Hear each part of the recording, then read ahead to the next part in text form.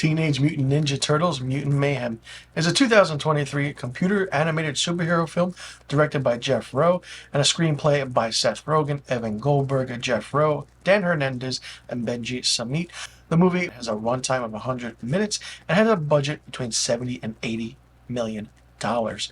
This is the seventh theatrical Teenage Mutant Ninja Turtles movie release and a reboot of the series.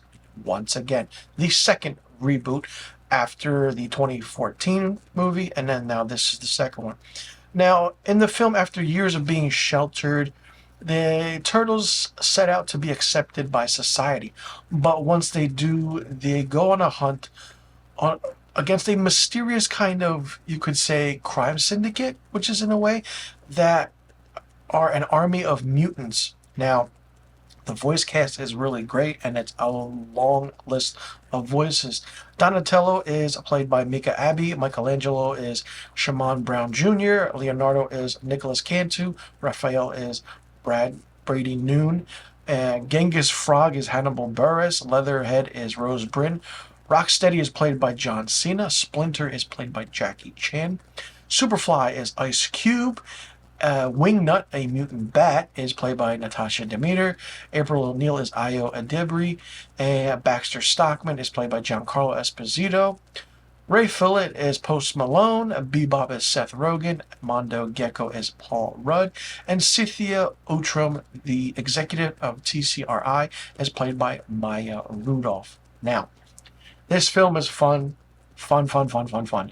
I do want to say that I went into this with a very, very low expectation and an open mind because I am a fan of the original trilogy from the 1990s. Teenage Mutant Ninja Turtles, Teenage Mutant Ninja Turtles 2, The Secret of the Ooze, and the slightly less interesting Teenage Mutant Ninja Turtles 3. This is more so an aspect of what Spider-Verse has become in the animation world. Once that film was released, you could see that in time other animated films would be like that. And this reminds you of that. The dynamic, the camaraderie that the brothers have with each other is great. The comedic timing is there. And it feels like the voice work with these turtles. You could say certain aspects don't work, but they do. Jackie Chan as Splinter is really, really good. Probably my favorite Splinter since the first movie. And seeing the aspect of Bebop and Rocksteady back is really great. Like I said, they're always seen in animation form or CGI form, like the reboot of the 2014 movie.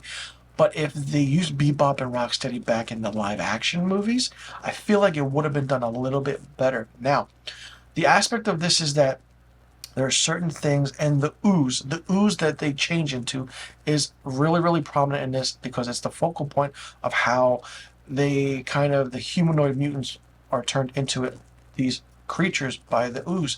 Some aspects are a little creepy at times because if you take a child to this, you could be like, well, that scene's a little iffy, those creatures look a little iffy, but they're also in your face one-liners, and it's done really, really well. The aspect of how the designs of the mutants were good. Absolutely loved how everyone looked, and people were up in arms that April O'Neil was an African American character. Well, too bad. Do your research, then you'll actually know the origin of April O'Neil. Not only that, there is a mid-credit scene in this film, and it really, really sets up the sequel in a big way. So that big prominent villain that we know that is the most synonymous Ninja Turtles villain is coming in the sequel because evidently a sequel and a spin-off series is already in development at Paramount and Paramount Plus. This is a fun movie. This is great for all ages, even kids. There is nothing that I want to say that shouldn't be seen about it. This is fun, but I feel like it could have been done in a different way. And how everything is being produced by Seth Rogen and Evan Goldberg, who've done a lot of great in-your-face, gritty comedy films. Them doing Teenage Mutant Ninja Turtles, Mutant Mayhem is really, really interesting. Not a fan of the Mutant Mayhem subtitle to it, but you understand the Mutant Mayhem aspect of this film, which really shows in everything that's done. The fight scenes are great. The TCRI technology that is used to weaponize the ooze to mutate all wildlife on the planet into kind of new dominant species is really, really prominent and shown. I like the storyline and how you see the fight scenes and how each turtle fights a mutant, but then they kind of get their ass kicked in a way, but then they don't. And there's certain scenes where it's like you're listening to voices and you're like, that voice goes with that character. Or then it's like, no, it kind of doesn't. Jackie Chan as Splinter really worked. And John Cena as Rocksteady was so interesting and fun.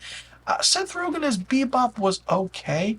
Giancarlo Esposito as Baxter Stockman wasn't there in the movie that long, but it's really prominent. And it's an interesting, fun movie. It's great. 100 minutes, not that long, quick watch. I was surprised at how much story was in this film, which was 100 minutes long. This is great from start to finish. Like I said, the only thing that could have been different was the length. That's all. The length is the only complaint. It should have been a little bit longer, maybe 2 hours. But since now every movie is 2 hours. But for this being a computer animated superhero film, having that aspect of if kids drew the Teenage Mutant Ninja Turtles and if kids picked voice actors, this is how kids would cast a Teenage Mutant Ninja Turtles movie. And then the creators of this really, really hit it out of the ballpark. And I'm really surprised. This was a great, great movie. And the only other aspect to it was that the aspect of New York City is really, really prominent. And April O'Neil helping them out. And like, it's very different than what you see from the reboot version with Megan Fox, especially the original version from the 90s. A lot of Easter eggs and homages to certain films. You have to really pay close attention to it. And it's good that they used some comic book villain characters from the comic books because none of them have been seen ever in a film like this. But putting it in animated form really, really worked to an extent point where it was really great and really fun. Teenage Mutant Ninja Turtles Mutant Mayhem for me gets 4.5 out of 5 stars. Let me know in the comment section below what you thought about this movie. Did you like it? Did you not like it? What did you think of it? What did you think about the aspect of the computer animation? Did you like it that it had a kind of a Spider-Verse feel to it? Did you like that Seth Rogen was a part of it? How did you think Jeff Rowe did as director? And who was your favorite turtle in this? I know every person in the world has their own favorite Ninja Turtle. Who was your favorite mutant character? Do you think it was done really well? And do you think some of the voice cast matched their characters that they were supposed to voice? What was your favorite scene? What was your least favorite scene? And is this your favorite movie in the Teenage Mutant Ninja Turtles franchise? And are you excited knowing that there is going to be a sequel? Let me know in the comment section below about all the questions I just asked. And let me know what rating you would give this movie. And be sure you click that subscribe button and hit that notification bell for new review videos on my channel. I will see you all in the next review video. And thank you for tuning in.